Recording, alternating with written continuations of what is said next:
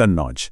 नाम सुनते ही एक जमाने की शक्तिशाली शाही राजधानी की तस्वीर आंखों के सामने आ जाती है। लेकिन सोचिए, जब इसके महान शासक हर्षवर्धन की मौत हुई तो क्या हुआ? वो साम्राज्य बिखर गया और बन गया एक कभी न खत्म होने वाले संघर्ष का मैदान। चलिए आज इसी कहानी में उतरते हैं। ये एक बड़ा सवाल है ना, कि जब एक बड़ा साम्राज्य टूटता है तो होता क्या है। यही सवाल हमें उस दौर में ले जाता है जब कन्नौज की शक्ति के बिखरने ने हिंदुस्तान के इतिहास के सबसे बड़े संघर्षों में से एक को जन्म दिया। तो कहानी शुरू होती है सम्राट हर्ष के निधन से। यहीं से कन्नौज की जो सेंट्रल पावर थी वो बिखरनी शुरू हो गई। तो साल था 647 AD जब हर्ष की मौत हुई और उनके जाते ही कन्नौज ने अपनी पकड़ खो दी। देखिए, जब कोई मजबूत राजा नहीं होता ना, तो राजनीतिक एकता वो बिखर जाती है। और बस यही हुआ।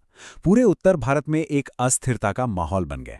और इस बिखराव से एक नई पॉलिटिकल रियलिटी सामने आई, जिसे कहते हैं बहुराज्य प्रणाली।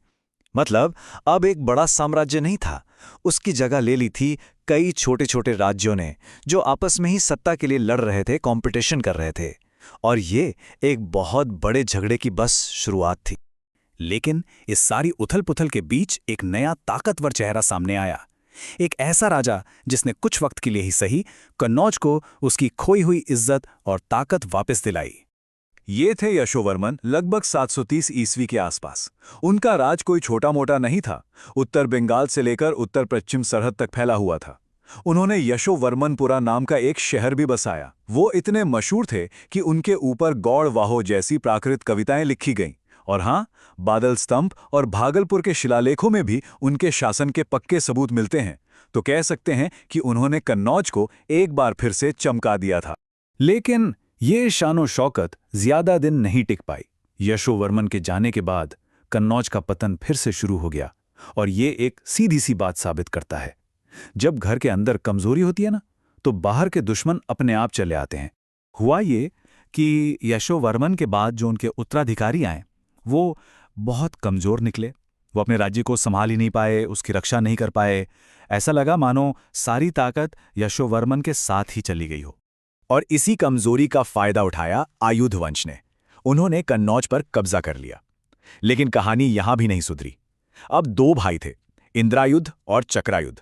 और इन दोनों के बीच गद्दी के लिए ऐसी लड़ाई छिड़ी जिसने कन्नौज को अंदर से और भी खोखला कर दिया।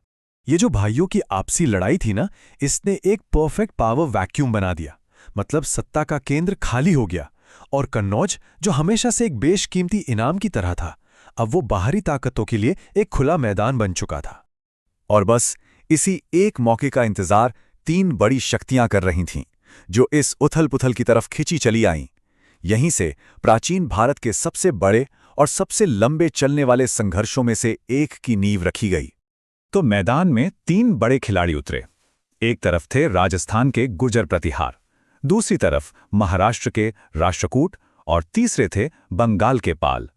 इन तीनों ने कन्नौज की कमजोरी को अपने लिए एक सुनहरा मौका समझा। तीन राजवंश और इनाम सिर्फ एक, कन्नौज का सिंहासन। तो सवाल ये था, आखिर कन्नौज पर राज कौन करेगा? इस महासंग्राम का जो भी नतीजा होता, वो आने वाले कई दशकों के लिए भारत का इतिहास लिखने वाला था।